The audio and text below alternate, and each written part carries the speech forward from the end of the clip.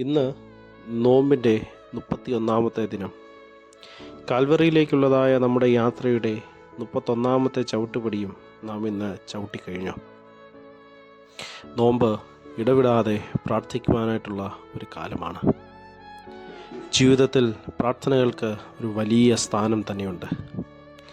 ജീവിത പ്രയാസങ്ങളിൽ നമുക്ക് ധൈര്യം പകർന്നു തരുന്നത് പ്രാർത്ഥനയാണ്. ജീവിതമാവുന്ന ലോകമാവുന്നതായ സാഗരത്തിൽ ആടിയുലയുമ്പോഴും അത് മുങ്ങാറാകുമ്പോഴും നമുക്ക് ധൈര്യം പകർന്നു തരുന്നത് പ്രാർത്ഥനയാണ്. കഷ്ടങ്ങളിലും നഷ്ടങ്ങളിലും അനുഭവിച്ചുകൊണ്ടിരിക്കുന്നതായ ഒരു സ്നേഹിതനെ ആശ്വസിപ്പിക്കാനായി പറയുന്ന വാക്കുകളാണ് യോബിൻ്റെ പുസ്തകം 15-ാമത്തെ അധ്യായം 13 മുതൽ 15 വരെയുള്ളതായ വാക്യങ്ങളിൽ നാം കാണുന്നത്.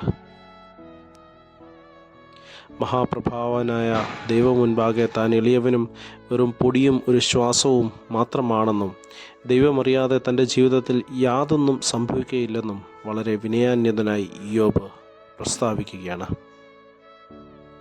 അതിൻ്റെ മറുപടിയായി സുഹൃത്തായ എലിഫാസ് പറയുന്നതായ വാക്കുകളാണ് നാം അവിടെ കാണുന്നത്. യോബിൻ്റെ അടിസ്ഥാനം ഇളകാത്തതായിരുന്നു. ഞാൻ തെറ്റു ചെയ്തു എന്ന് നിങ്ങൾ എനിക്ക് ബോധം വരുത്തണം എന്നാണ് യോബ് പറയുന്നത്. ദൈവം ഇടപെടേണ്ട സമയത്ത് നീട്ടിയ കരങ്ങളുമായി എത്തും എന്ന് യോബ് പൂർണ്ണമായി വിശ്വസിച്ചു. യോബ് പ്രയാസങ്ങളിലും കുലുങ്ങാതിരിക്കുന്നതാണ് നാം കാണുന്നത്. നമ്മുടെ പ്രയാസങ്ങളിൽ സ്നേഹിതരും ബന്ധുക്കളും നമ്മെ കുറ്റപ്പെടുത്തുമ്പോൾ നാം ദൈവത്തെ മറന്ന് അവരുടെ ശരിയിലേക്ക് മാറുമോ? യോബിനെ പോലെ ദൃഢമായ ഒരു അടിസ്ഥാനം നമുക്ക് ആവശ്യമാണ്. ധൈര്യവും വിശ്വാസവും വീണ്ടെടുക്കുവാനും വളർത്തുവാനും നമുക്ക് സാധിക്കണം.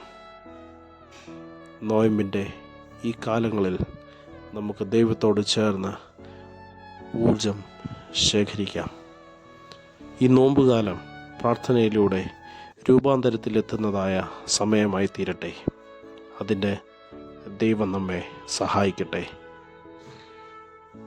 സ്നേഹത്തോടെ, ജോയൽ അച്ഛൻ.